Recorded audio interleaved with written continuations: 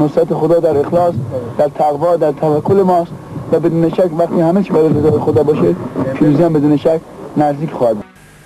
یعنی این شیطان لعین قادر در هر زمانی انسان را از بالا به سقوط بکشه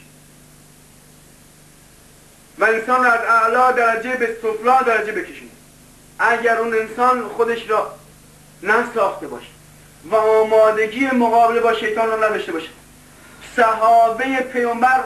در کوه احد دچار هوای نفس میشن و اگر بشینی تحلیل کنی به این خواهی رسید که هیچ چیز نبوده مگر عدم اطاعت اونها از دستور فرموده کل قوا، که هیچ چیز نبوده مگر عدم اطاعت اونها از دستور فرموده کل قوا و عین دستورات ولایت که امروز در جامعه انقلاب اسلامی ما دو روند بیشتر نداریم، امامت و امت، امامت و حزب الله و سلام و خط سومی هم نداریم و در این روند و در این قانون و در این چارچوب اطاعت محض از دستورات ولایت سمبل فکری و عقیدتی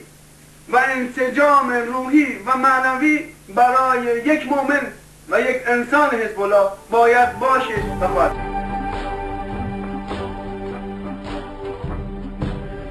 برای اینکه خدا لطفش و رحمتش و آمرزش شامل حال ما بشه باید اخلاص داشته